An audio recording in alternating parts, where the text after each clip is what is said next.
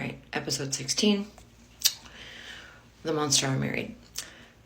So, I try to give my husband several suggestions of what we can do to get to where kid number 2 makes it to graduation day, summer of 2026.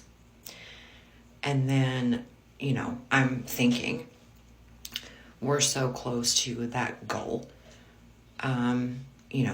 This has been our whole life. Like, that's where his mind is as well. And I quickly realize that I am wrong. 2 things. When I said that would have been a huge sacrifice for me, not living with my kids. A huge sacrifice. Even thinking about it was turning my stomach. But I want to make sure that their lives remain as normal as possible. So I keep throwing ideas out. He's shutting them down. I'm like, well, do you have any ideas? He doesn't care that I'm going to have to drop out of college. He doesn't care that I'll have to get a second job. In fact, he's like, well, I've had to work second jobs before, so, maybe you'll know what it feels like. And, it's so crazy how malicious and resentful he became. Or I guess he always was. He just never voiced it. So Andrew was the type, not always, because again, the first handful of years, he was anything you could ever want as far as, trying to reel me in. Towards the end, right, let's say the last 5, 6, 7 years, the only time Andrew ever had feelings about anything was when I was bringing up something he had said or done to hurt me. Then all of a sudden, well, you've done this or you've said that. And I'm like, yeah, that's fine. We can talk about that. Absolutely, if that bothered you. But if that happened a year ago, why are you just not bringing it up? And the only reason that you're bringing it up is because I'm saying you've said or done this to hurt me, right? That's emotionally manipulative. It's emotionally immature, etc., etc. So we'll do a whole video about all of that stuff. But,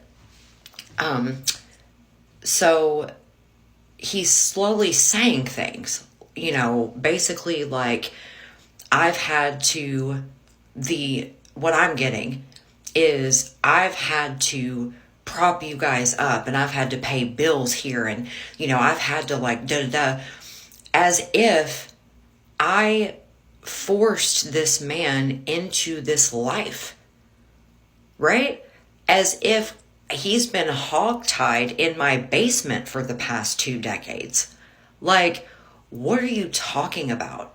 What do you mean? At points in our relationship, you have literally been on your hands and knees begging me you can't live without me. And now you're acting like I've used you up. You have used me. Again, every accusation is a confession. We'll get there.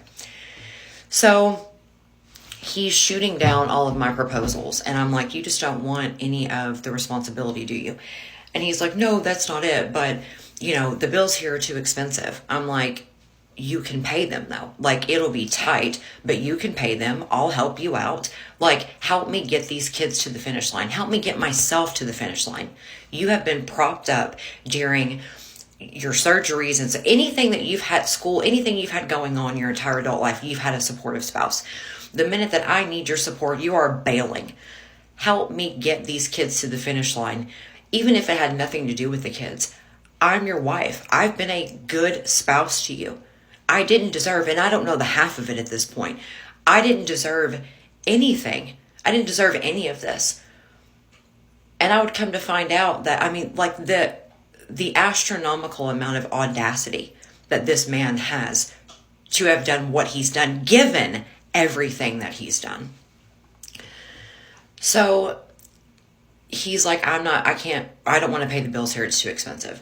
And I'm like, okay, well, I know that he can. So I'll help you, whatever. And he's like, no, I'm moving out. And I'm like, okay, so when is that going to happen? And he's like, oh, like right away, right after graduation. That does not happen. But what's so insane to me is that I immediately get a second job because he says, I'm not paying bills in a house that I don't live in.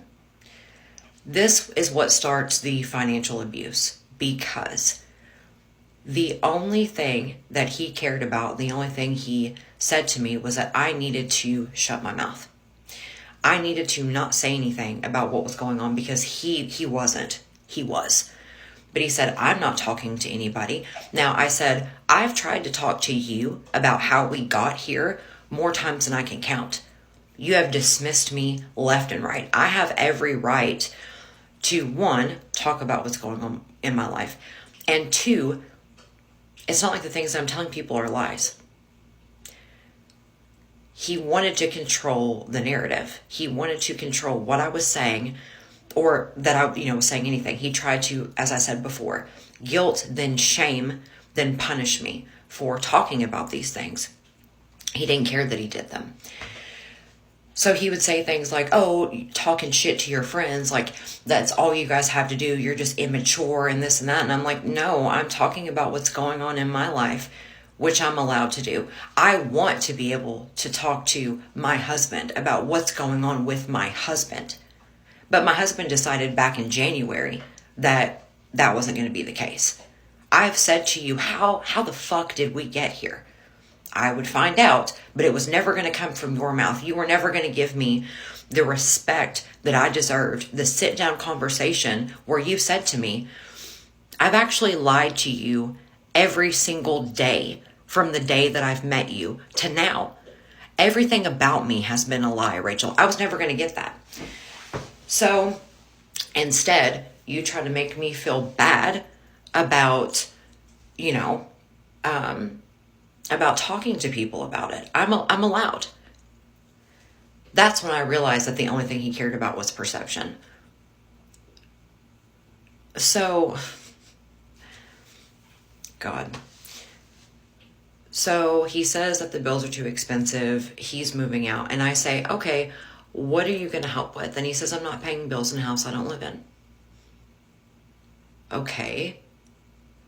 So I don't need to run down the list of every single thing that I have done financially to prop you up. But let me do it real quickly. And I do.